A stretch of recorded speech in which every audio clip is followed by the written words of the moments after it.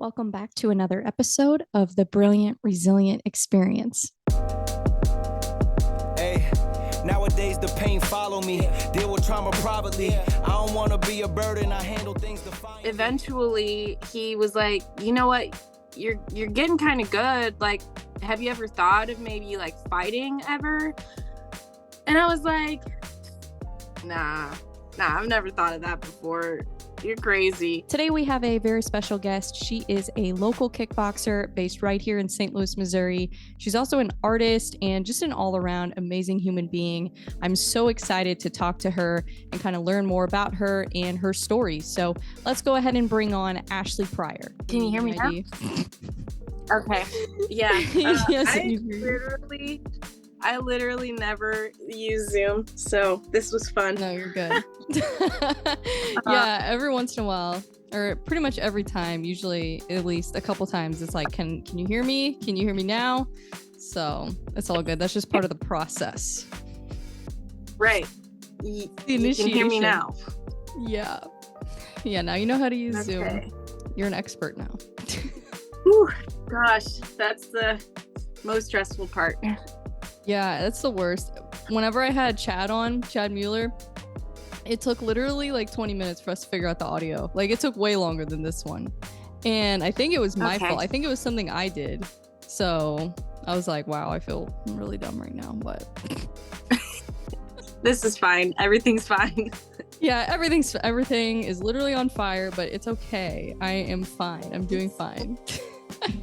Fire's fine. It makes everyone warm. It lights things up. It's great. Exactly. Yes. Well, how are you today? I'm doing great. I'm actually a little sick. I caught the stomach flu that is going around, so Oh, geez. I could be better, but I could be worse. This time of year is I just try to avoid getting sick as much as possible, but it's kind of hard. It seems like every week there's a new virus every week. It's just a new flavor. Like, Yep. This week it's stomach flu, next week it'll be regular flu. So it's like, yeah, it's pretty rough. Wintertime. Take extra vitamin C. Yeah, I actually get injections of immune vitamins. So I get like vitamin C, zinc, and glutathione once a month. Wow, And so you're probably fine. I haven't gotten sick since I got my shots, so I guess it's working, because I skipped it for like 2 months. I didn't get them for like 2 months, and I got sick like 4 times. So Holy shit. yeah, don't I guess stop it all like taking- caught up to me. Yeah, it definitely works, because I was like, I don't know, maybe this is just in my head, that this works, and I'm like, oh no, it actually works. It does. It's probably based on science. Yes. Damn science. I know. Yeah, that's rough. Smart. They're so smart. Yeah, those smarty pants. Well, did How you are you train doing? today? Oh, I'm good. No. I've just been editing and doing things that I don't like to do, like organizing files in my computer and doing a bunch of outlines for like more episodes I have coming up, and yeah, trying to get stuff done ahead of time, because I got so behind on the holidays because I took a couple days off, and it was like, now I'm like playing catch up. Oh no. That always happens. You're like, I'm gonna treat myself and take some time off, and then you treat yourself and take some time off, and then you're like, well, now I'm gonna work for 12 hours a day. I know, now I just have more things to do. I'm like, man, I wish I would have just, well, actually though, I don't regret it. I needed that time off. It was so nice. I took 2 days off. Rest is important. It is is. important. Yes. So that's why, no, I didn't train today. I'm gonna stay out of the gym until I'm feeling better, just so I don't Yeah, that's probably smart. perpetuate the cycle, give more people sicknesses. I'll probably be back tomorrow to it, but yeah, sick day. Maybe your body needs Rest the is important. Yes, very much so. Yeah, if you don't rest, I feel like your body will just force you to rest. That's usually how it goes. Yeah. And then it's like not fun when your body forces you to rest. No, not at all. Not at all. So I'm really excited to talk to you. Obviously, I don't know how to start these. I just kind of just start talking. So, but I'm really excited to talk to you and get to know you more. I mean, obviously, I've met you several times and we talk all the time on Instagram and stuff, but I want to like really get to know you. So I'm excited. Just because I feel like you're one of the most interesting people I know. You have so many different interests and hobbies, and I love it because like I'm kind of the same energy. Like I just do all kinds of different things. So I love that. Yeah. Yeah. So so you're not from St. Louis, right? I think you told me where you're from, but Right. I cannot for the life of me remember where you said. I was born in Las Vegas, Nevada, and my mom left there when I was probably like 3 or 4, and then moved to Alabama. And from Alabama, we moved kind of all around the South. I've lived in Florida and Mississippi and Alabama, obviously, and North Carolina. I moved here from Mississippi. That's what I call home. And that's where I like finished high school there and I went to college there and I moved up here after college. Okay. Yep. Nice. I What I got a job with an artist. where at? Hmm? I'm sorry, you cut out for a I went second. to I got a job with an artist after graduating. His name is Tom Huck. He owns and operates Evil Prints, which is he's a printmaker. Oh, okay. Yeah. Mhm. And that I was worked here for in St. him for Louis? 3 years. Yep. Nice. So is that what you went to school for? Was like for art? Uh kind of. I changed my major a lot. And so my actual degree is in interdisciplinary studies, which is basically like create your own degree.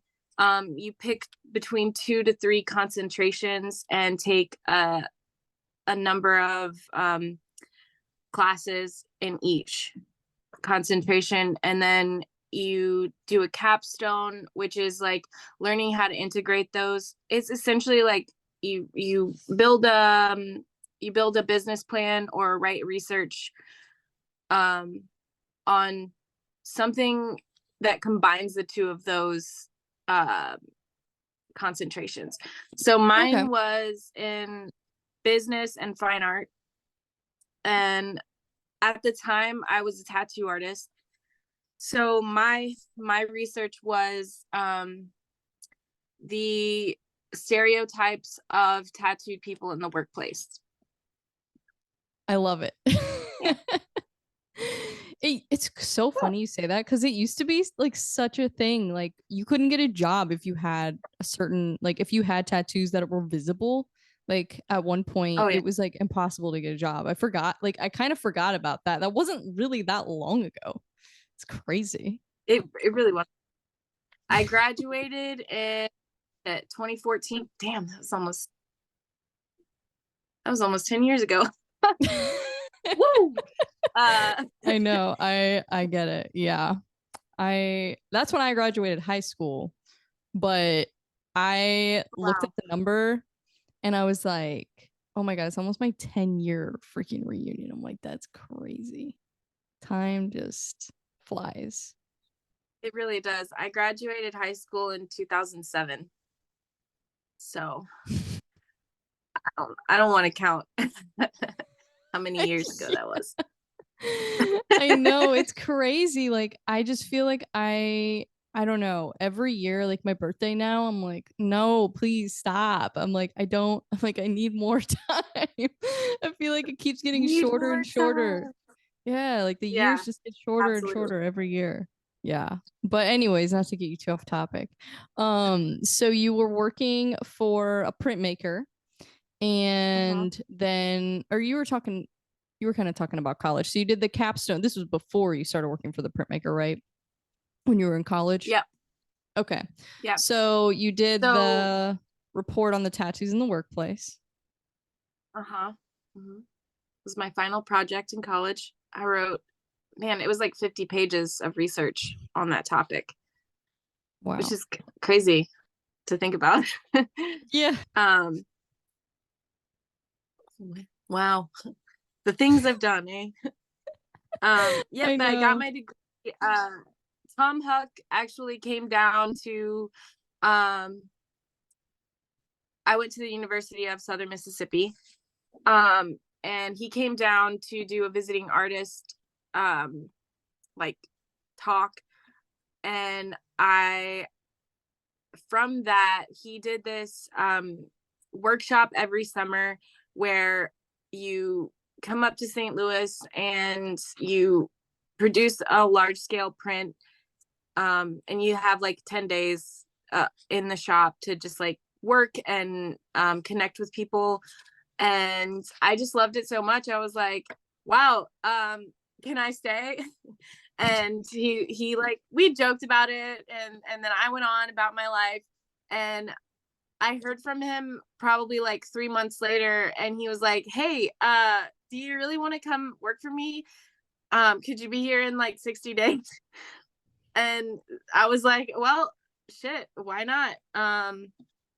I wouldn't have done anything else if I didn't take that change, you know, like I would have just continued to work in the tattoo shop. I would have continued to like live my life in South Mississippi. And so I was just like, okay, let's try it out. St. Louis wasn't too bad. It seemed fun. I actually moved up here November of 2014. So I've been here for 9 years now. The plan was only to stay 3 years, and I kind of just didn't leave. Nice. So, well, I'm glad you didn't, because then I wouldn't have met you. So right. I used to think St. Louis, like I have tried to move. But every time I've tried, something crazy happens and I get stuck here for whatever reason. I used to think St. Louis was like purgatory. And now I actually like it, so it's not too bad anymore. If it's purgatory, I'm cool with it. That's funny. I didn't move from like out of state, but I moved to the city the same year, the same month that you did, November 2014. Oh. Isn't that crazy? Wow. Yeah, that is wild. I live downtown. I lived in Soulard, so we probably lived like 5 minutes away from each other. That's funny. So wild. Is it? But St. Louis is weird like that. Like you'll meet someone and then you'll find out you probably crossed paths with them like in your everyday life and just didn't know it. It's such a small town. Like even though it technically is a big city, like it's such a small town at the same time. Yeah. It's so funny. Mm-hmm. Yeah. I like St. Louis because of that. I mean, sometimes it's like I kind of don't like it, but it would be weird not having that, I feel like, since I'm so used to it. Yeah. Like just kind of everybody knows everybody. It's right. A little bit. I visited bigger cities, and it's kind of overwhelming a little bit. Like I love New York City. If I had an insane amount of money, I would probably move there just for a little while to just like, you know, have that experience. But I couldn't see myself like living in that city environment forever. It just it's kind of overwhelming. Yeah, it kind of wears you out a little bit. Yeah. The small city is pretty cool. Yeah, I dig it too. For sure. If I moved, I would probably want to move to like not like a super big city, but like a in between. Like if I could find something like that, that'd be cool. Where it's like it's a big city enough, but it's not like not like New York or LA or overwhelming. But who knows? Who knows where the universe will take me? So I'll just have to see. You never know. You could do it all, you know? You could do it all. Yeah. It's funny. The world, it's crazy. Just like how I was thinking about this, because you train at the church, so you've you train with Patrick, and it's funny because I knew Patrick because I think he was like an intern or something at this recording studio I worked at, because I worked at Jupiter Studios. And that's how I met him, because he worked there for like, I don't know, maybe a couple months or something. He didn't work there very long, but I met him there. And after he left, I stayed there for a while because I worked there for a while, but we never like interacted or anything or like hung out or anything like after that. And then I went to the fights, the Shamrock fights, when he fought Matt Boyer. And the last time I had seen him was at the recording studio when he worked there. So I was like, wait a second. I didn't even know he was fighting. Like, I didn't even know. I had no idea he was even like involved in combat sports at all. So I'm at the fights, and this was before like I started my podcast or anything, obviously. So I was like still kind of new to the local scene. And I was like, when did you start training? I'm like, when did you start fighting? And he was like, oh, well, I've just been doing boxing. Like, I don't even think he had started kickboxing yet at that point. And he was like, yeah, I've only been training for like a year. And I was like, what? I was like, what are you talking about? I'm like, this is crazy. So it was literally probably had been at least like 5 or 6 years since I had seen him, because it was back in like, 2014 or 2015, I think, was when we worked at the studio. And I was like, this is St. Louis for you. So St. Louis. Yep, that's weird. It's so funny. Yeah. Yeah, he's talked about that job a little bit. His dip into like having a real job. Yeah. I mean, he having has a real job now. It's like an office job. Like, that was his chance of having an office job. I've never had like a 9-to-5 office job ever in my life. You're not missing anything. You know what I am missing? Health insurance. That is true. It's pretty important. It's pretty important. Yeah, especially in this country where everything is so expensive. Oh my God. Well, I guess it's probably expensive in other countries. I don't know what it's like in other countries, so I guess I don't know, but free health. Yeah. I think it's myth. I know. I'm like, has anybody figured out the healthcare system? I don't think anybody has. It's just a mess. Like, it is just a mess. I wish I could just. It's just crazy how much you pay, and then you still have to pay more when you go to the doctor. I'm like, what kind of deal is this? I think it's a scam. I think, yes. I haven't had healthcare since I was on my parents' healthcare. But even before that, I think they lied to me. I don't think I was ever like actually on any healthcare, because the last time I did anything related to needing to, have any kind of insurance was when I had braces, and I got those off junior year of high school. That's the last time I did anything related to that. So that's funny. I think it's always been a myth to me. Yeah, I definitely, like, the more I like get older and like start to think about things more, the more like suspicious I am of like the whole just like pharmacy system and like the healthcare system and like all this stuff. It's just like, I feel like I need to learn more about it to understand it. And I mean, honestly, look out for myself and not get tricked by these companies. Exactly. It's crazy people trying to take my money. I was talking to somebody, my friend Larry, about it probably a couple weeks ago, because I was talking about, getting a job with health insurance. And he said he has it, and sometimes it's still cheaper to say that you don't have health insurance. So I'm just like, okay, what am I getting health insurance for then, if it's cheaper to not have it? I'll figure it out. I'm calling my health insurance guy tomorrow. That reminds me, because I'm trying to get mine figured out this week. Good luck. Yeah, I'm not looking forward to it, but at least I have somebody. Like, I'm lucky. I have a cool health insurance agent. Like he likes MMA and stuff. So we talk about MMA and stuff all the time when I talk to him.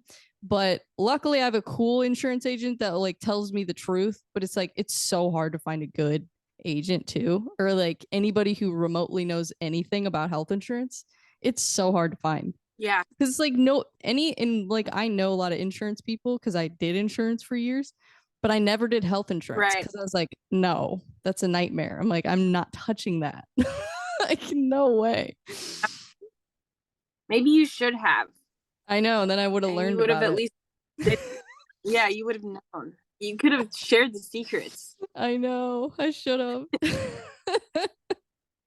That's funny. Well, I wanted to ask you how you got into training because how long have you been like training martial arts or training kickboxing? I think it's been just over 2 years. I'm pretty sure. Oh, that's it? Yeah, about 2 years. Oh. So we probably started training around the same time. Yep. That's funny. So I got sober. Actually, okay, here's the whole story of how it evolved. I also do a little bit of acting, and I was getting ready for this role where I was going to have to run for my life. So I started running to prepare for that. And from that, the co-star, he is Sean Scott, pro MMA person.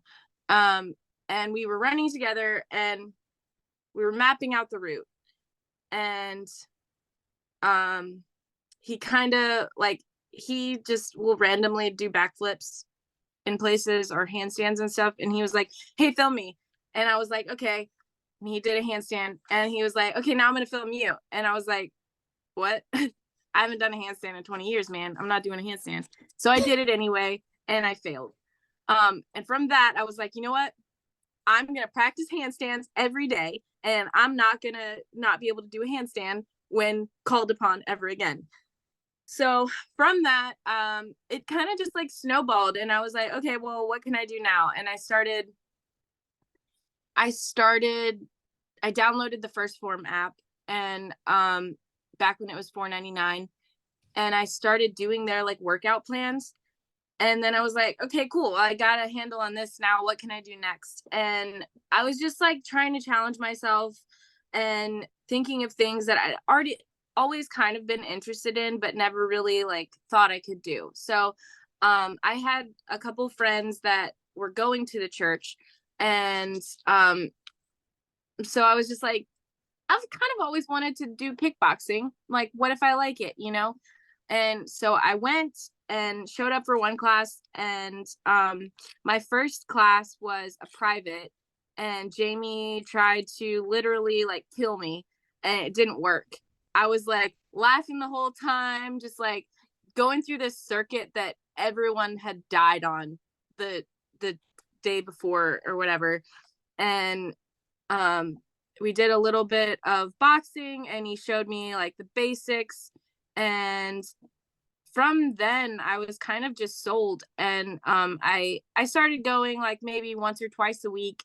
And then from that, I kind of just started going every day to eventually he was like, you know what, you're getting kind of good. Like, have you ever thought of maybe like fighting ever?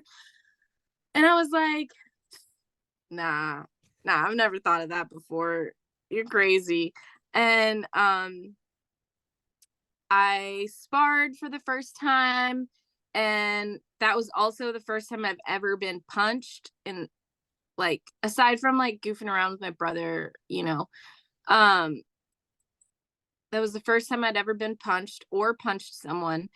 And also aside from like, you know, sibling rivalry, just goofing around, punching each other. And I was like, hey, that didn't suck as bad as I thought it would. And it kind of just like, that's where it developed. That's the whole story. That's awesome.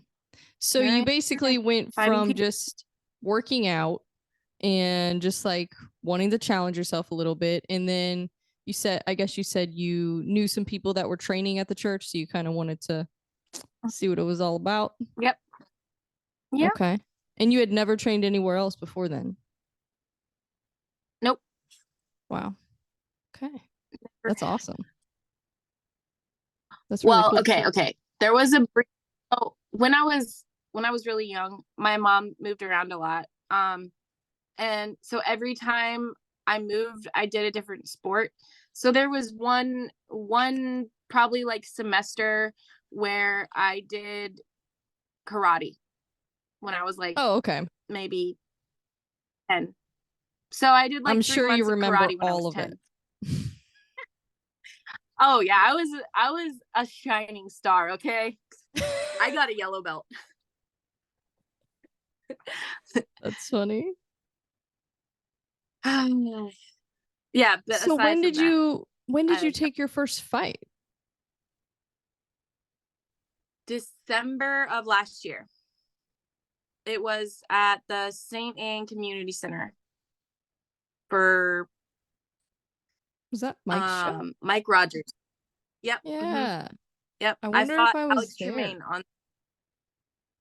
I don't think I was at that Maybe. one. I was at one of them. I can't remember which one I went to. I don't think it was that one actually.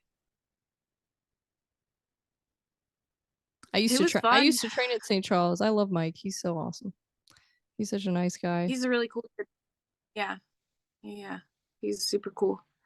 And was your first fight kickboxing? I fought Alex. Yep. Mm-hmm. Nice. So I watched her fight September. Oh, my cat's here. Hello, cat. He's probably gonna walk across the camera. Let's see. Alejandro?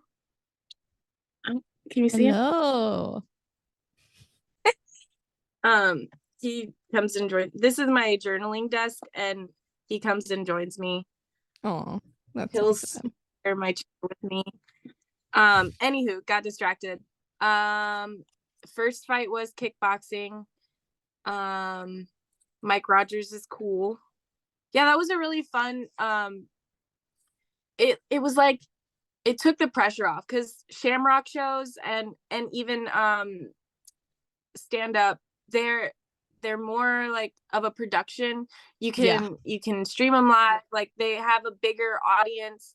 That was a really cool, like nice dip into a debut without like the extreme anxiety of like lights and people cheering. And I mean, there are still people cheering and like lights and stuff, but different environment. You've been to the show, so you know it's like, okay, there's less pressure here. It's like, you know, bring your own BYOB, like concession stand, like all ages, you know, super chill. I feel like that was kind of the best way to like kind of beat that adrenaline dump, because you know, like there is the adrenaline dump where it's like, oh my god, I'm fighting a person in a ring, it's just me and this person for the next 6 minutes of my life while literally the entire room is staring at me. Crazy. It was like, okay, it's not the entire room and people that have purchased it online, and like it's not going to be on YouTube later. It was a good fight though. It was a really good fight. She won.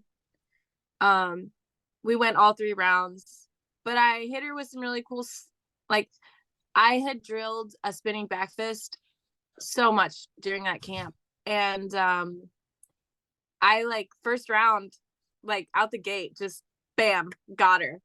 Nice. And it was, I don't know how she was still standing after that punch. It looked like it hurt a lot. Yeah. So. Yeah, I've seen you throw some bombs for sure. You got hands. Yes. She tough. She was just more active, you know. St. Charles MMA she's is really a really good. great gym. Yeah. I think I've trained with her a couple times actually. Yeah, she's really good. Yeah, she's super nice too. Oh yeah. Yeah, really nice. Yeah, that would have been a After the fun fight Mary, to watch. it was, from what I hear, fun fight to watch. I was out of my body the entire time, so I can't say that I really know what was going on. I Relying can on pure imagine. instinct. Yeah, no Um, kidding.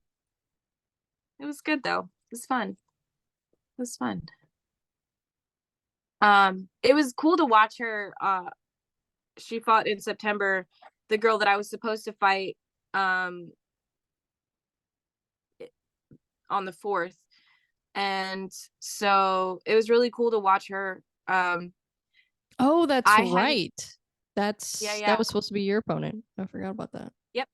I hadn't seen her fight. I know that I think she had other fights, but I hadn't seen it. And it was cool to see her less nervous, and like her growth from the first fight to September. So that was really neat to see. For sure. Yeah, she looked really confident going in there. Her last fight I watched. At least that's what it looked like. You never know what's going on in their head, but it looked to me like she was feeling good. So, yeah, and she did a great job in that fight. And do you think, I was thinking about this because you fight at 115 usually, right? Yes. Do you think it's harder at those lower weight class, like especially women's, because there's not as many like knockouts? There's not like you just don't hit the same way as like, let's say you were like 155-pound male or like above, you know, like you typically, it seems like you see more knockouts and more just like, I mean, it makes sense because it's like you're getting hit with more force. So, do you think it's harder because you have to kind of have better fight IQ? Because it's like, okay, if I don't finish the fight, you know, what's my plan? And I feel like that's got to be tough. Yeah. And especially being a newer fighter without as much experience. Had I maybe gone the tournament route and done some point tournaments to learn a solid technique base, I think that would probably change me as a fighter. I mean, that's just time and experience. Yeah. I think it's difficult for me because the past couple of fights I've had have been with people that have been training for 10 plus years, and so they have that knowledge and experience, versus I'm kind of like just going on gut right now. I don't have as much technique. I have heavy hands and like just instinct. Right. So yeah, definitely having the ability to lean back on technique would probably change. The other thing is being at a like lower weight class, there aren't as many people. There are no, I mean, okay, so there's maybe one or two people that I spar with that are at my weight class or just slightly above it. So that translates to not having as much fear in the ring, because I get hit by people that are fighting or walking around at 130 plus on a regular basis. So being hit by a 115-pound female doesn't translate to fear. Like, I'm like, yeah, you can't hit me with anything that I haven't already been worse. Yeah. So yeah. Yeah, I don't think I think I sparred with like one person that was like my weight, but I never sparred with anybody shorter than me. Like everybody was always like 6 feet tall. I'm like, God. I've sparred with some children. I've sparred with some children that are shorter than me. Yeah, exactly. But they were also like way better than me because they've been doing it for way longer. So. Yeah, I got my ass beat by this kid. He was probably like 16 or 17 or something. I'm like, this is embarrassing. Hey. Embarrassment is only felt if you allow it. Okay? I was I don't get honestly just more embarrassed. impressed with him because like I thought he was older than that just because like I don't know. I didn't know like how old these people were. And then he's like, oh yeah, I'm 17 or whatever. I can't remember if he was 16 or 17. I was like, what? I'm like, man, I should have started doing this sooner. Yeah, that's where I'm at with it. Like, I'm Yeah. 34. I should have done this like at least 10 years ago. Oh my God, I know. But then I guess I wouldn't have the same experiences that I have. It's like, it all happens for a reason. But still, I'm like, man, I wish I would have started training at least something, to get some skill. That would have been nice. Agreed. I feel like I'm just kind of behind. You know what? You're not, though. You're right on time. That's right. Need to have more positive energy. Yeah, I don't know, but yeah, because sometimes you see people, it's so crazy. You see two different types of people. You see, like, trying to think of an example. Well, Francis, he's an example because he started training when he was 25, which is pretty late, like for somebody who made it to that level. And then like Randy Couture, he was champion when he was, I don't know when he started training, but he was champion when he was like 45. And then what's her name? I cannot think of her name right now. She's a female fighter. Her name is at the tip of my tongue. But she started training when she was, I think, like maybe 25 or 26 or something like that. And she made it all the way to fighting for a UFC title. So it's like there are cases where, people start training late and they just, it just all adds up, and it's not easy. It's definitely the harder way to do it, but it can work. But then there's people that it's like they started training when they were, before I even knew what martial arts was, they were already training. Like they're like 4 years old hitting a bag. And it's like, yeah. That was definitely not me. No, me neither. Definitely not me. What was I doing? I don't know. I didn't really get into, I don't know. I probably did the typical like ballet, tap, jazz. Yeah, I did that too. I bounced around a lot, which I wish I would have just picked one thing and done it instead of, changing what I did so often, because I did gymnastics and cheerleading and soccer, and in high school I did color guard, and I did that like sophomore year through, I guess it was junior and senior year. See, I moved around so much, it kind of just like, I've changed so much.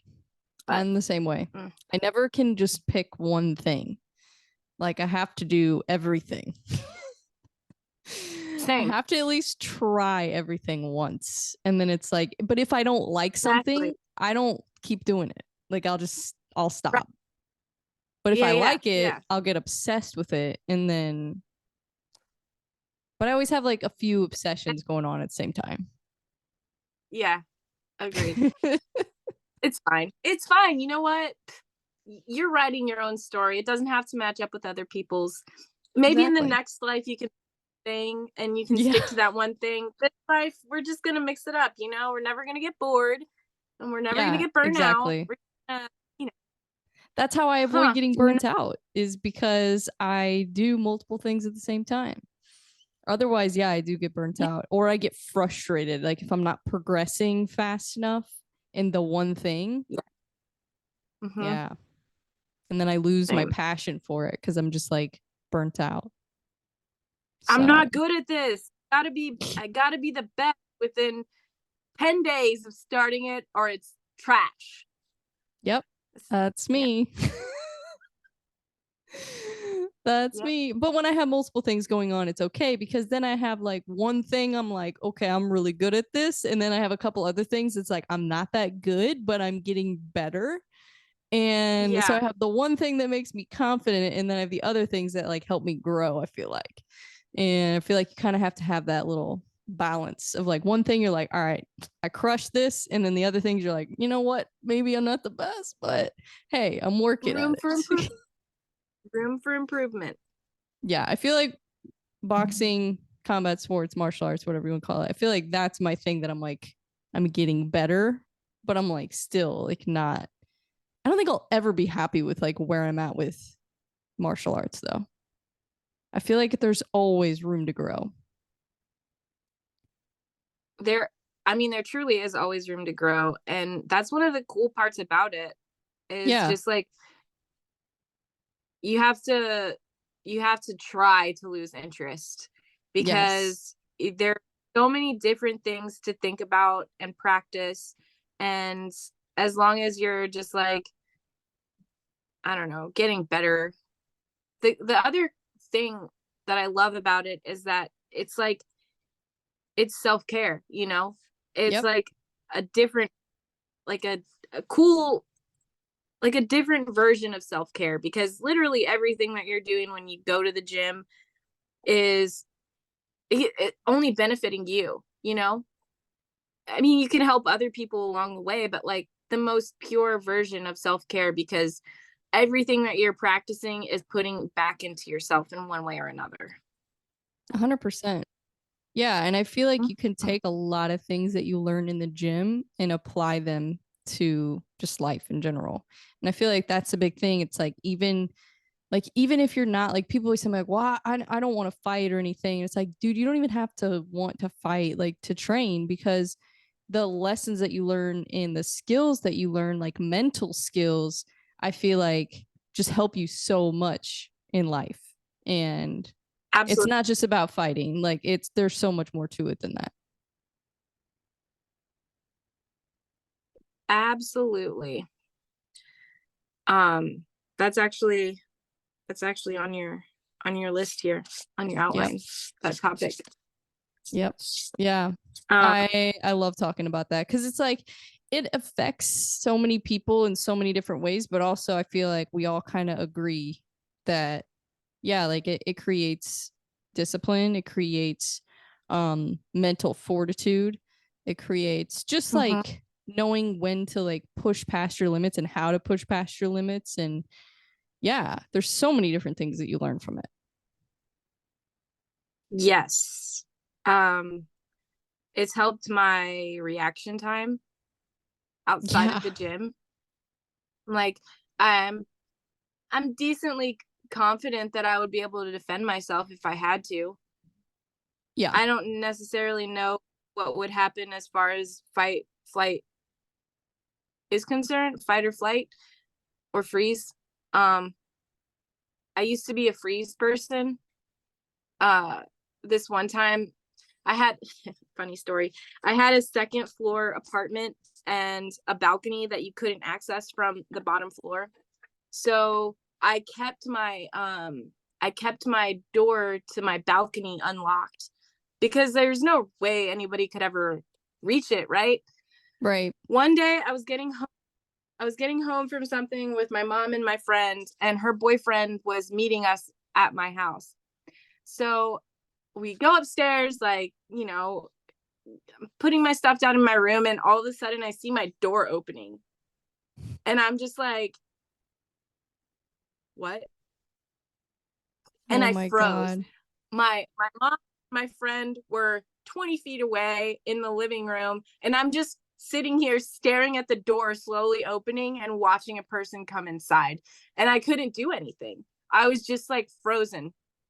Finally, as he's like, this shadowy person is entirely inside my door, I realize that it's my friend. And I then like, I don't know, run at him and kind of punch him just because, like, you know, what the fuck, man. But Right. that was probably one of the scariest moments in my life where I wasn't in any actual danger because it was my friend, but Yeah. But you it was thought you like were. in that in that situation I would have been fucked. And I'm Yeah. like, okay, cool, well, at least I know. Yeah. And since that was probably like, I don't know, 10 years ago, at least. And so now I know that, okay, I at least know that I could punch someone and I know how to punch someone. I know that I can fight if I have to, or if I'm like prepared for it. If I Maybe if I had to in the street, I would be able to defend myself if someone tried to attack me. I guess we'll find out one day. Right. um but yeah, it's given me the confidence to know that, okay, in a particular situation, I probably could punch someone and run away if I had to. Yeah. I don't know. Yeah. At least you have something.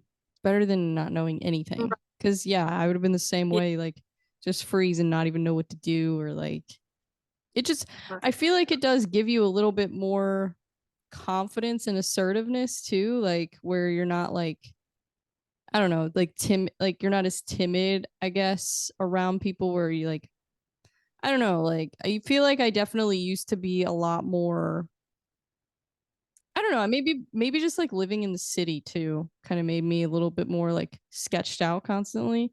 But I feel like I don't, Yeah.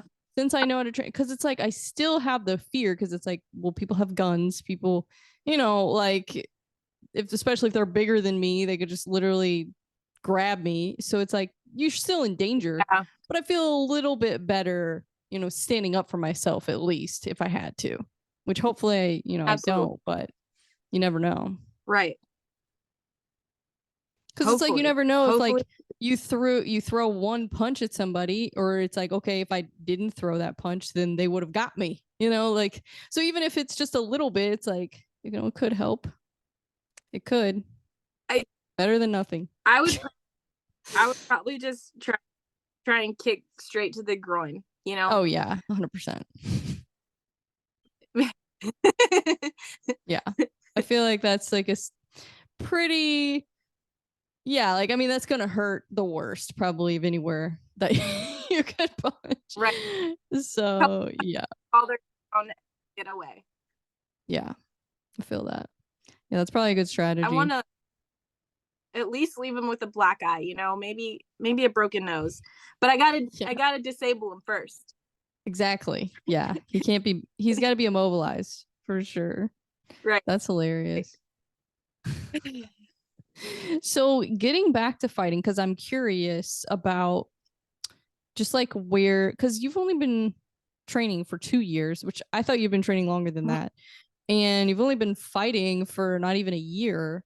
So like, do you, I mean, I guess you kind of just started this, it kind of just happened. This wasn't like your plan. So it's like I guess you didn't really have a plan of like what you want to do with your career, but like, I guess, where do you see yourself? Like, do you want to take this and just kind of run with it and keep doing kickboxing? Do you want to try other martial arts? Like, what's your kind of your vision? So, I mean, it really depends on how much longer I want to fight. This isn't I can't do this for very long. I'm going to be 34 now. I'll be 35 in like 7 months. So it's a short span for sure. We just started. There's a guy that is teaching jujitsu at the gym. Nice. And so I wanted classes. I've taken a couple classes before. Adam Meredith was teaching just like one night a week at the gym, and then that kind of, it fell apart. It didn't have enough steam to keep him going. Sure. But from the couple classes that I took, I'm pretty good at it. I've got a natural ability, and so it would be cool to see what I could do with that.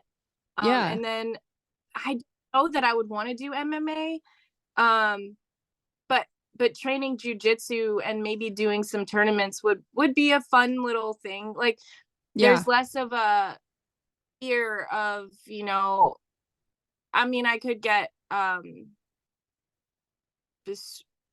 I won't be getting punched in the face. It's weird because there's probably more room for getting hurt if there's an ego involved and I don't tap out when I'm supposed to tap out. or when I should, like before it gets to a point of getting hurt. But that's Right. all like, you know, let the ego go.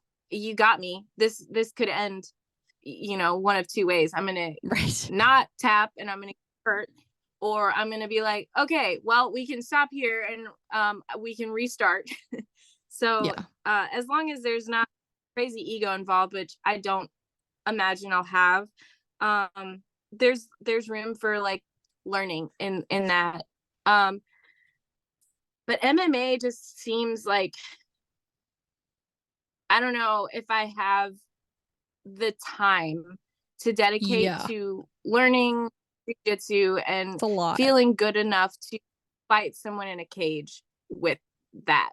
Kickboxing, I learned a lot really fast, but I would have to sharpen so many more tools to go the Yes. MMA route.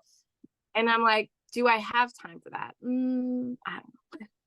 Yeah. Because it's But like you want to put the appropriate amount of time and energy into each of those, you know, facets of it. Because it's like you don't want to slack on your grappling and only focus on striking. But then at the same time, you don't want to not focus on striking. So it's like, how do you, sometimes I don't know how these fighters do it, to be honest. And then like the weight cuts on top of it, it's like, Jesus. Oh my gosh, the weight cuts and the dieting is by far the hardest part for me. Yeah. By far the hardest I feel part. that. That is, I think I would say that is my biggest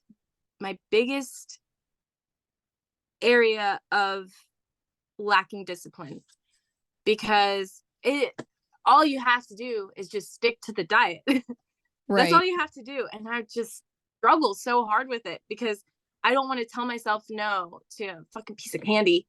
I love candy. I love cupcakes. I don't want to tell myself no, but Yeah, I have exactly. to. And that's this part. I did 75 hard.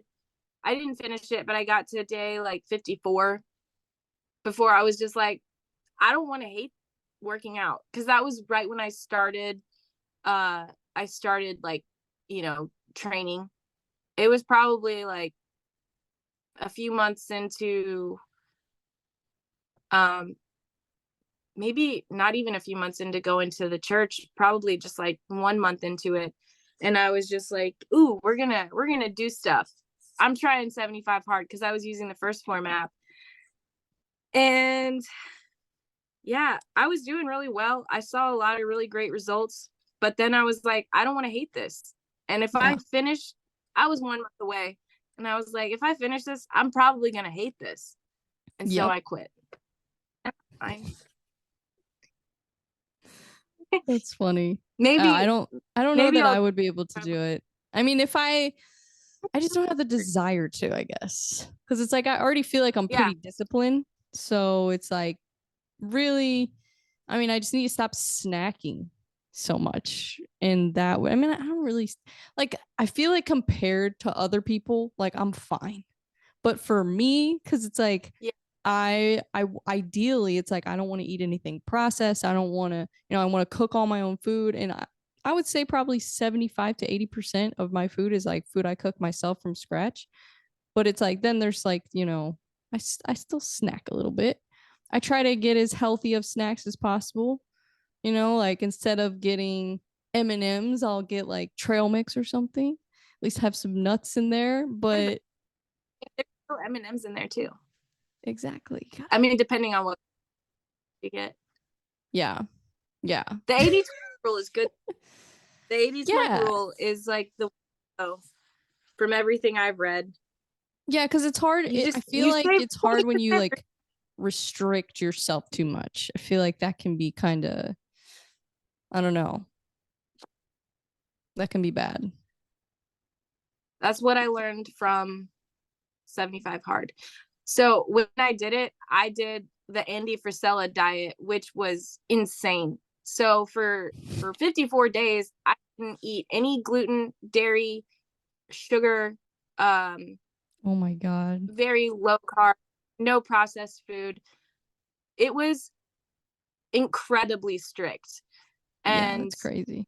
I definitely saw results. I was by the end of it, I was like super lean 113, which is insane now because I walk around 120.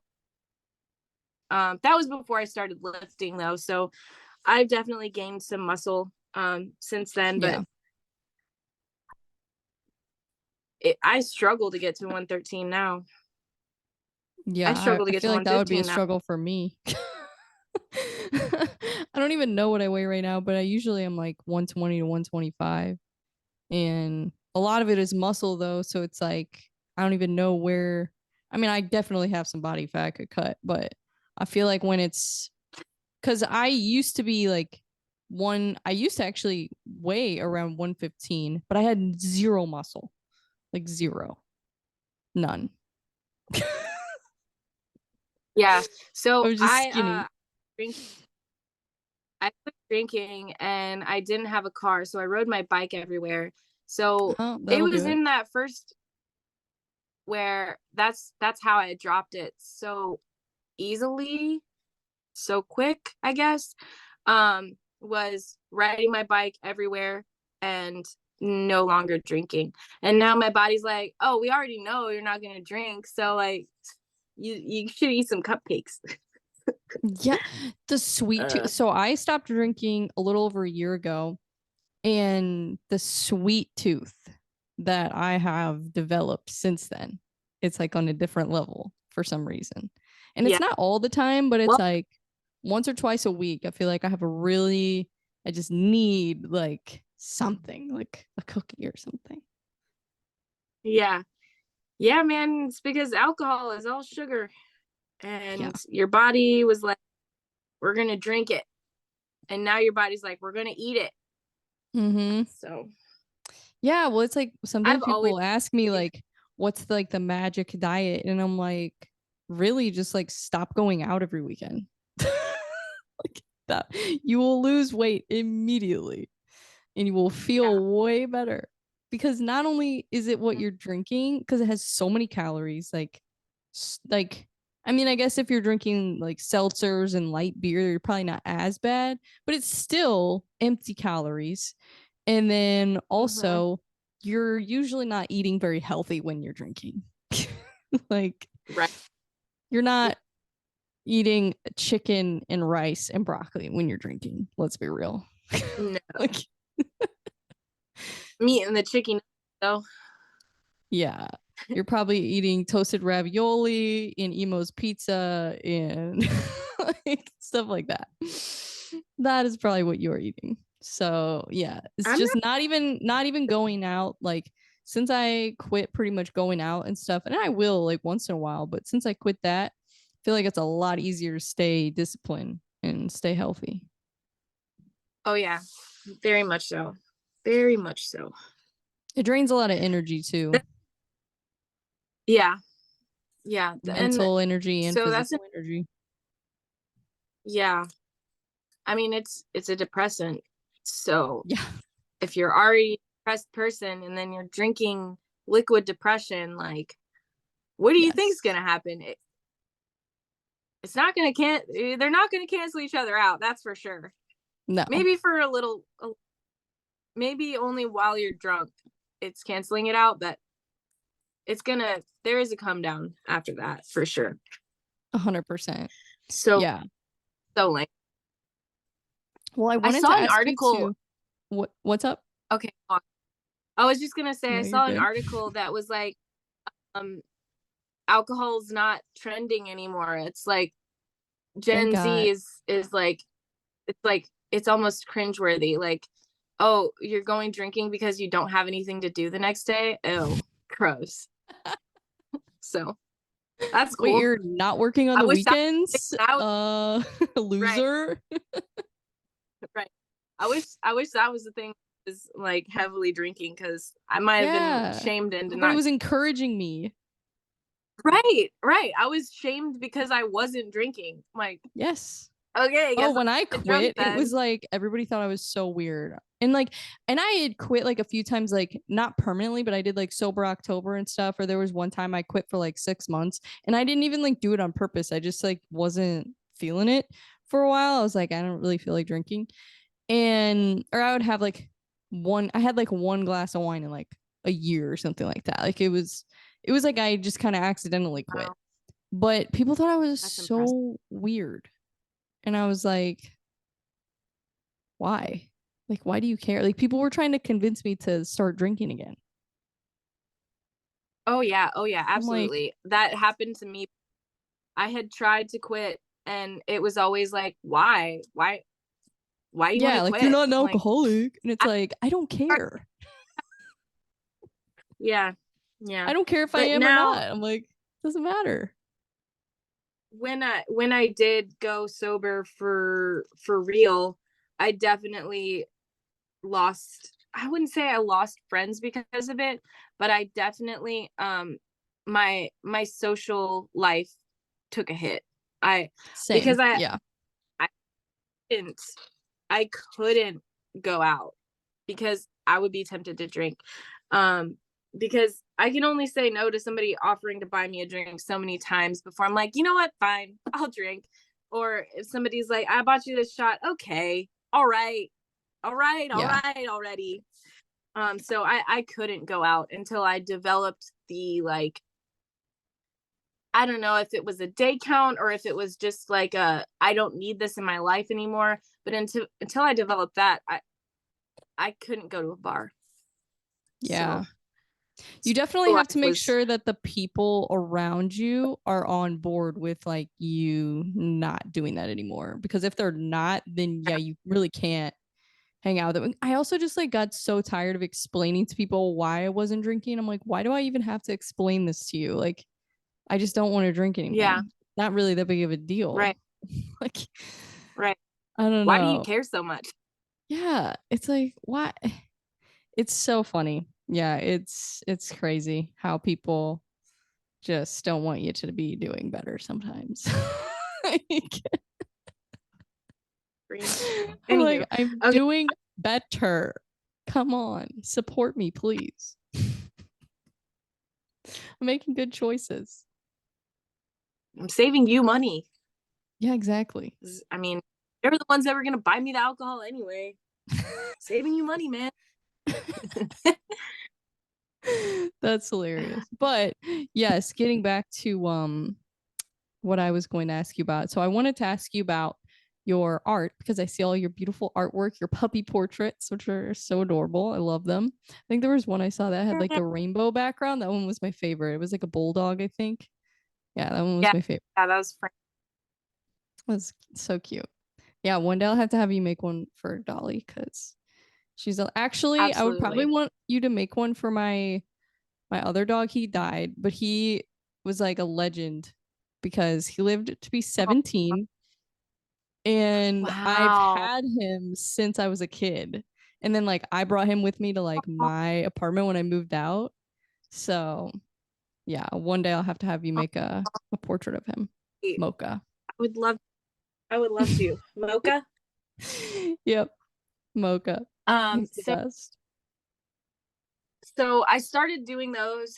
I was still a tattoo artist and I had just dropped out of art school.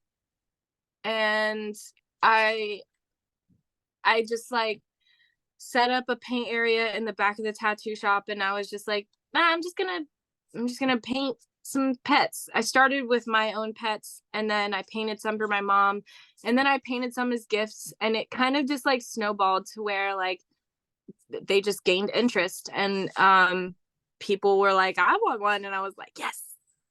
That Nice. started probably like 2012 is when I like first started painting pet portraits. Um, and then it has grown to where when was it?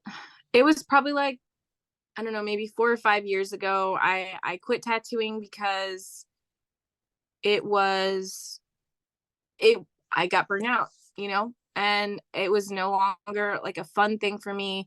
It it started to make me like angry. I started crying on the way to work, and once you start doing that, you can't continue that, you know. Yeah, I Um, definitely feel and that. yeah, and it was a 30-minute drive to work too, so that was a lot of crying. Yeah, Um, just like anxiety just Yeah. Constantly. Yeah. Yeah. That's rough. Yeah.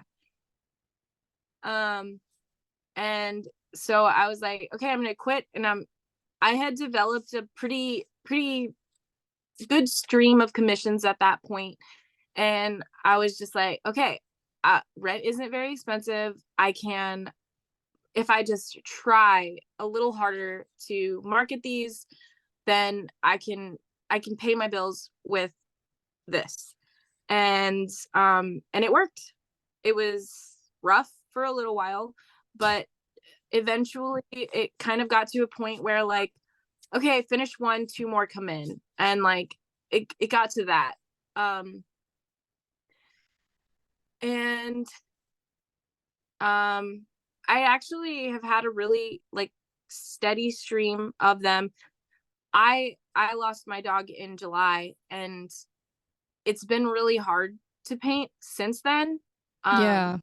But I have a couple that I'm working on right now, and it's time to finally get back to that and like dedicate a little more time to it. I kind of slowed down on posting, so since if I'm not posting about it, it's not getting a reach, you know. So Right. as soon as I start posting about it, it's just like, okay, the time has come. You've had your time to grieve.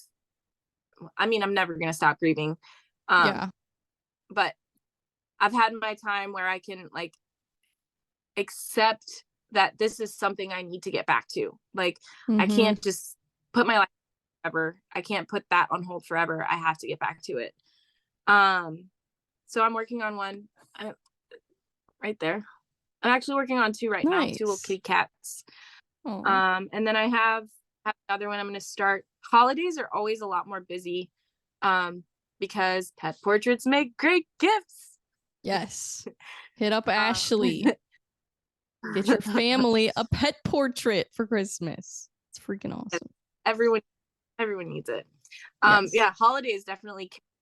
And birthdays, and I have people that buy their friends memorial pet portraits when they lose a pet. Yeah, pet portraits are great. Everyone likes. Oh my gosh. Everyone has Yeah. that has a pet, and it's great. I'm actually I'm gonna order. I have ordered some coffee cups, so I'm gonna draw pet portraits on coffee cups. I have Oh, like that's 6 that I'm gonna try. such a cute idea. I love that. Yeah, very. I'll have to get a Dolly mug. Yeah, I'll send you a picture when I finish it. Probably be Yes. within the next week or two. Definitely. Yeah, but yeah, as far as art, I would love to develop a body of art that I can just like that I do for myself that can be put on display, and Yeah. you know that's the ideal, right? But I am a very commission driven artist, so Yeah. and that formed from being a tattoo artist. Like, if I'm going to Yeah. do the work, I'm getting paid for it. So I have to kind of break that in my brain and almost think of it as painting for myself as a self-care kind of thing, and Yeah. do that. I've painted some things that are not pet portraits for people, but they were all commissioned. So it's not like I'm painting something for myself because I want to paint it. I'm painting something different for someone else because they want me to paint it. Right. But I gotta pay my bills. Exactly. Actually, the thing that I do for myself is I got into journaling probably about a year ago, like bullet journaling. And so I decorate, actually, since this is my journaling desk, my journal's right here. So I like decorate pages, and Oh, that's awesome. this is the art I have for myself. And Yeah. so that's what I do for myself. Eventually the ultimate dream is to have something in a museum. Like, I feel that like would be that's cool. almost every artist. Yeah. Maybe one day when I get to sit down and paint something because I want to paint it. That's the work that's Right. going to get put in the museum. Yep. I Yeah, just there's have like to. the work you do for money, and then there's like the work you do just for like the passion and the love of it. I feel like it's a balance. Absolutely. Absolutely. Definitely. Yeah. Well, that's awesome. So that's I'm excited to see your work in a museum one day. That would be really cool. gonna happen. Manifest it with me. Yes. It will be Yes. him. It will be. Definitely. Well, that's cool. But you could even like, I mean, you're making the coffee mugs, the pet portraits. Like you could have like your own little brand almost, you know? Like Yeah, that would be eventually tight. people will see your stuff and they'll be like, oh yeah, that's Ashley Pryor, you know? Yeah. I Or did if have you this like have a moment. secret artist name, you could have a whole alter ego. You could do that too. I could do that. You could be anonymous. I could. That's My funny. TikTok name is Anonymous Valentine. Yeah. No, there was this one time, it was during the pandemic too. So everyone was wearing face masks, right? I was just shopping at Trader Joe's in Brentwood, and somebody came up to me and was like, "You're Ashley Pryor, right?" And I was like, Like what? "Yeah." He was like, "I love your art. It's so amazing." And I'm like, "Thank you. That's so Wow. cool." That's funny. So, yeah, that was pretty cool. Yeah. I was with my mom, and my mom was just as stunned as I was. And I was like, Oh, I bet. "You saw that, right?" Yeah. It's Super crazy. crazy. Social media is insane. Like I've had people I've had similar interactions and it's like I'm still kind of getting used to that. Like it's still kind of weird for me because it's like I don't know, it's like so cool, but like also it's just like, wait, what? Like it kind of takes me a second to like process it, I guess. Sometimes. I'm Who said? like yeah. That's funny. Well, I'm excited to keep up with your art. I'm excited to see all your new creations. So that's awesome. Excited to just see, yeah, not only your fighting, but your your art. Cause that's really like, I mean, obviously I know you as a fighter, but then I learned that you're an artist and I'm like, oh, now she's even cooler. Like, this is so awesome. Yeah. Actually, too. I actually Yeah. have won multiple awards for acting. Nice. Boom. Let's I did that go. too. Um, yeah, acting is fun. It's Yeah. different, but it's very Yes. involved. It takes a Like, do lot you wonder? of focus and thought. I feel like I've done an acting gig before and I didn't do anything crazy. Like it was just like a little commercial or whatever.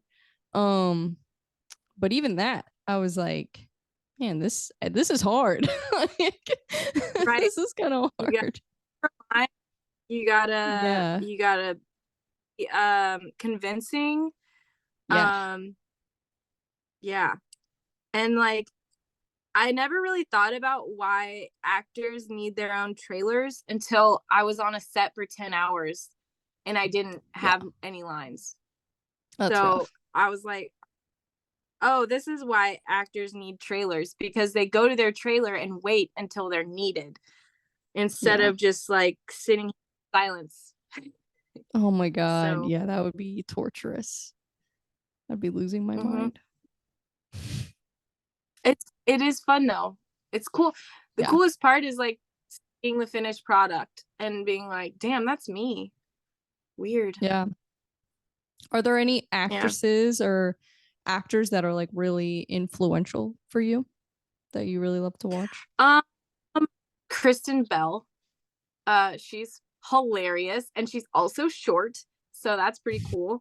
Um, I would absolutely love to meet Will Ferrell because he's Oh my god, so yeah. funny. He's good in serious roles too though. It's kind of crazy. Oh, yeah, But obviously he's like, hilarious. yeah, hilarious when he has to be. Uh, Jack Black would be another cool Oh yeah. person to work with. Also love Tenacious D. Yeah. So, um, That would be fun. I'm super into comedy. So, which is funny because I won Best Actress for a thriller film where I was Really being scared the whole. Yeah, so that was the film that started me running and like kicked off the whole like let's be fit thing. I had to run for my life because I witnessed someone killing someone and the hitman was like, you've got to die now too. And I didn't die, spoiler alert, but yeah, it was I am funny, but I also can be serious or scared if I have to. multi-dimensional. Love it. That's awesome. Yeah. But yeah, so I have a hard time like picking favorites or like, Same. you know, being like that's the one, you know? But I think that it's kind of like that translates into why I don't pick just one sport, you know? Like, yep. Because I have a hard time picking favorites. Like, same. I can relate. I can relate for sure. Do you have not a favorite movie, because that's too hard to pick, but unless you do have a favorite movie, then you can tell me. But do you have a movie that you can just continuously watch over and over again and you never get burnt out on it? Yes, I actually made notes on this one because I have a few. Elf, obviously. Yeah. Will Ferrell is so funny. That's a classic. I could watch and The Grinch. Yeah. I could watch it those two so many times. Like I can put them on to like go to sleep to, you know, like and just do that every single night for the rest of my life and I would be fine with that. But also The Labyrinth. That one's just like a classic, you know. I have it on DVD. I'll never not have it on DVD just because I already have it and I'm never going to be without it. Yeah. Just in case it's not available on any of the streaming services, I'm never letting that one go. Oh yeah, I still have a lot of my DVDs. Yeah. Gotta save them. I did a purge and I got rid of like at least half of my collection because like I just don't have the space for it. The more times I move, the less things I want to move. Yeah, but for sure. There were probably 20 to 30 that I just couldn't get rid of for one reason or the other. Yeah, I feel that. I have a few that it's like, I think the one there's one movie that comes to my head. You're gonna laugh at me. The one movie that I could watch, I could literally watch it every day, probably. Maybe not every day. I don't know. But I could just keep watching it. Is Napoleon Dynamite. I love it. I love it. Tired of it. I literally watch it. Like I watch it at least once a year, but sometimes more. And every time, I think it's because like me and my siblings, we all like love to quote it to each other. All that, like, it's part of my regular vocabulary. Like Napoleon Dynamite references, just every once in a while, I'll sneak one in. I need to rewatch it because it's been years since I've seen it, but it is a good one. Oh my god, I don't know what it is about it. It's just like so dumb, but at the same time, it's just like kind of genius. It's like, what is this? That type of humor is classic. Yes, I love it. It's a good one. I always loved Uncle Rico. He was my favorite. Yeah, such a character. With the van and like just the football thing. It's just great. Just a fantastic. Love that character. I'm gonna rewatch it today. That was a very, I I'm feel gonna like that was a watch it very today. character driven movie. Like it didn't have much of a plot to it, but the Right. characters in the movie were just like stood Absolutely. out so much. Yes, I agree with you completely on that one. It's funny. Not really a lot of famous people were in that movie. I think the most famous person in the movie was Hilary Duff's sister. And it's not even Hilary Duff, it's her sister. That was like the most famous person in that movie. And the just like the I don't know, the treasure of a movie that it was without having any famous people in it. Yeah, it was so It low speaks budget. volume. Yeah. It speaks The volumes. popularity and fame that that movie got for as low of a budget movie as it was is just, it's crazy. So crazy. Yeah. There will probably never be another movie like that. Like they've made other movies, like Oh the no. directors, and I actually like some of their other stuff, but there will never be another Napoleon Dynamite. Like you can't do a sequel. Like you can't. There's no way. Like that Do you was just think that one movie, and it's, yeah, you can't replicate it. do you think that there are certain things, so like if there are alternate timelines and alternate realities, do you think that there are some things that are the same in every single timeline? Because I feel like Napoleon Dynamite would be the same in every timeline. Like if it was in like a different era. No. Like there are timelines that are existing simultaneously with our timeline, like alternate realities. Oh, I see And what you're saying. yeah. Yeah, And so I think it would. That's so hilarious. there are specific things like, like Yoo-Hoo's and Napoleon Dynamite, and like just random things that you can go to whatever timeline in that exists, and those things are going to remain the same. Yeah, the You sledgehammer probably are. bike. Yeah. He's a sledgehammer. You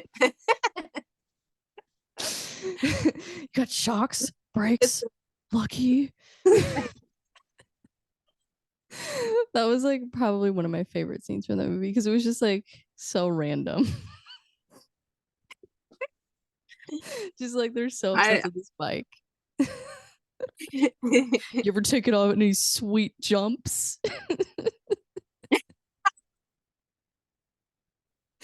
That was the best.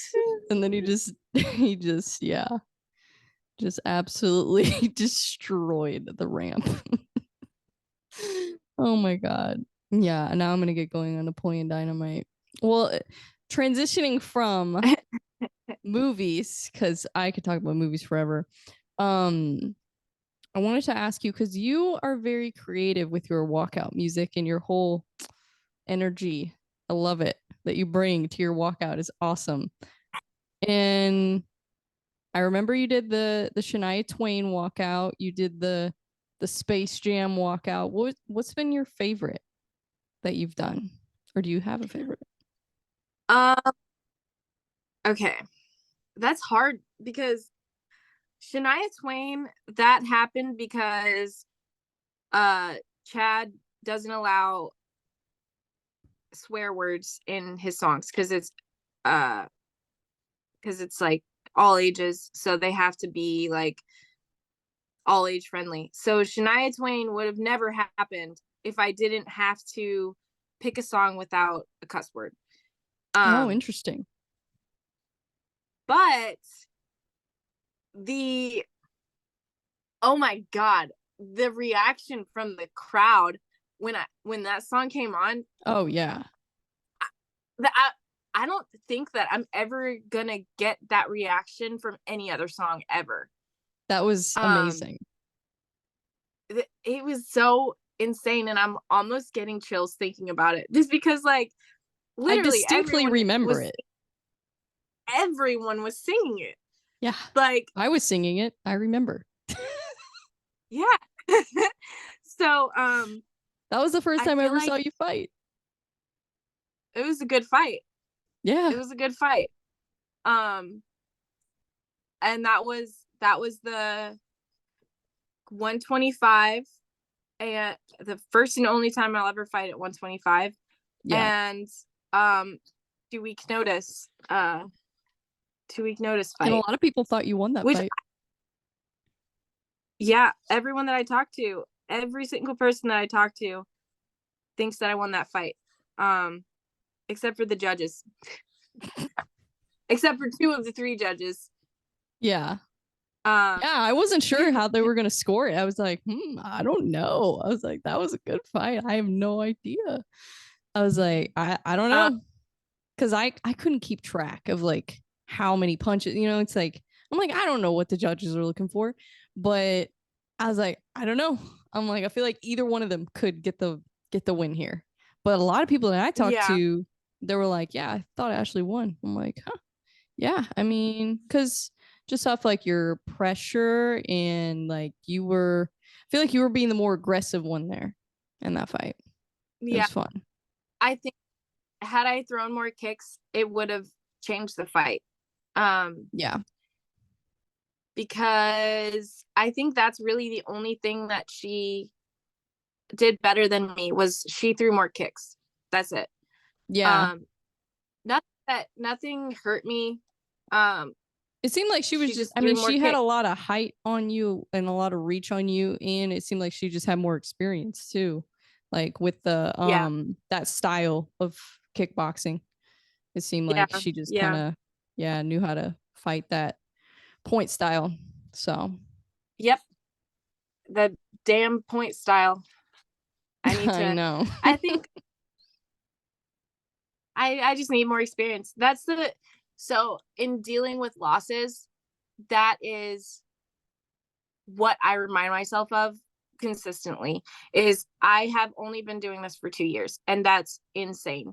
So I'm fighting people that are way better than me. The one time that I won and I knocked the girl out, she's also took it on 2 weeks notice, or it might have been 3 weeks. It wasn't a lot, but she also had not been training very long, and it seemed as though I took it a little more seriously, but that's also because I knew about the fight well in advance. Yeah. I think that was the only fight I've had that I had a full camp. I knew about it probably in January and the fight was in March. So yeah, I had a whole camp. And that was another one of the things that I need to be a little more choosy. I need to I don't know, give myself more time to prepare if I'm gonna fight. Like, maybe don't take fight on 2 weeks notice unless I have been training, which I'm in the gym every day no matter what, unless I'm sick. So I already train as if I'm in a camp, but there's something mentally that, like, even if you're training every day, like, if you're not knowing that you're gonna fight, there's like a different mental preparedness that you get when you're like, I'm at fight camp, I'm gonna beat somebody's ass in a few months. And no matter what, if somebody has more fights than me, they have been training longer than me, they're already on the track to probably beating me. If it's not a knockout, then they have the experience that is going to carry them through.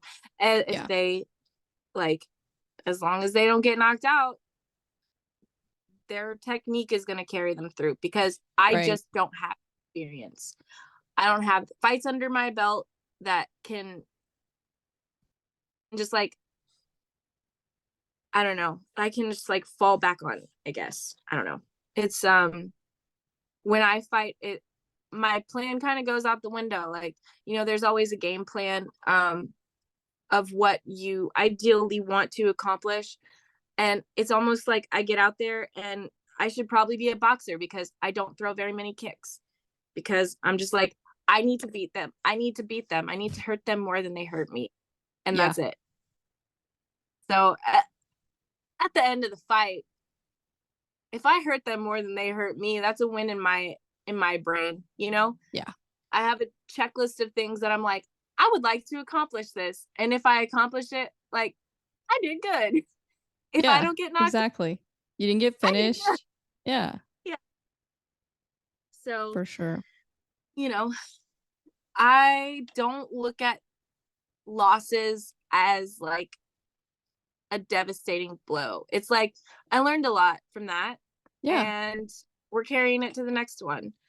And the same with like, so this last fight I was supposed to have, that was the first one I've experienced where someone has pulled out. I wasn't upset until I was in the rules meeting and I was like, I should be fighting right now. And I'm not. But like, I'm not going to be mad at the fact that I was in there training every day because I would have been in there no matter what. You know, yep. I learned a lot. I had a practice run for taking something pretty seriously, you know, and that's fine. At the end of the day, and it prepares you for the next one. Yeah. It's almost like you got a little bit of an extra motivation in your training. Even though you didn't get the fight, it's like, well, you trained as if you were going to fight. So that experience is going to help you either way, for sure. Right. Absolutely. That's good. I feel like that's a good mindset to have, for sure. Especially because the highs and lows of combat sports, I feel like, can really get to people. So being able to manage that emotion and manage, like, also just like looking at it as a learning experience, like, more than anything, I think that's good, especially as an amateur, because it's like, yeah, I mean, this is the time to make the mistakes when you're an amateur. Like, that is what it's for. So it doesn't go in your pro record, and like, yeah, it's not like your career's depending on it, you know. It's like you're not, you know, getting paid for it. So it's like, yeah, this is the time to mess up, make mistakes, learn, and just try to get better, for sure. Exactly. Yep, that's exactly what I do. And I mean, like, I don't think I plan on taking this like to a pro level. So it's about like pushing myself and seeing what I'm capable of and like having a good time, having fun. And for sure, as long as I'm doing, then nothing else really matters until I'm not enjoying myself and pushing myself and becoming a better person. Like once that goes out the window, obviously it's like, okay, I'm done with this now. But until I'm like, you know, at that point, I don't see myself going anywhere, you know? Yeah. So yeah, just like get out there, have a good time, hurt them more than they hurt. Well, and think about too, like, even if you never take it to that level or whatever, like, think about how many people you're inspiring, like how many girls like see you doing your thing and get inspired. Because like, to me, like, when I see women doing things like that, like performing in any kind of way, or especially in combat sports, and doing things that, like, you know, women aren't supposed to do or whatever, like, or just things that, like, I feel like we definitely have to deal with, like, more of that as women, of like being told we can't do things. And so we need people like you. We need people to do things like that and like let that shine, so that way other people can see that. Other girls, whether they're, you know, young or old or whatever, it's inspiring and it's motivating, and I love to see it. So speaking of that, I wanted to close out today's show asking you about Miss Dolly Parton, another just amazing woman that I love to watch. I wanted to ask you what you thought of her Dallas Cowboys cheerleader outfit, the performance. Like, I love the energy. I don't know about you. It was okay. So I haven't watched the halftime show. Like I did after. I only watched Dolly's performance. I literally didn't watch any of it. That was all I watched. Same. I had seen memes and I was like, "Oh, hey, go Dolly. All right." And then when I saw that you were going to ask me about it, I actually went and watched her performance and I was like, "Yes. Yes. She is such an impressive person. I Yes. love her so much." And so uh I feel like that is a performance where had I been there in person, I probably would have cried. Um, Oh yeah. I, I had a similar experience. I watched Stevie Nicks Oh a few years ago and I actually cried. And I feel like yeah. they kind of give off, definitely they're different, but they give off the same like iconic vibes. I'm not sure I understand. Yes. Um and yeah, Dolly Parton is just a queen, absolute My queen. God, I She know. opened with Jolene, one of my favorite songs that she's written. Um, Yeah. and uh, yeah, I love her. The fact that she's 77 and can wear that cheerleading outfit is truly impressive. Yeah. I hope that I can just be just like her. I know. I want Like, to be Dolly Parton so bad. I'm like that if um, there was a person that I would want to be when I'm older, I'm like, that is it right there. That is the oh yeah, energy. absolutely, absolutely. One day, one day we can Yeah, follow footsteps. that's Uh, funny. Yeah, I saw yeah, a quote I saw it, I think it was like today or yesterday, or I don't know. I saw a quote. It might have been an old quote from her, but it was like talking about how when people call her a dumb blonde, and she's like, "Well, I know I'm not dumb, and I know I'm not blonde." I love that.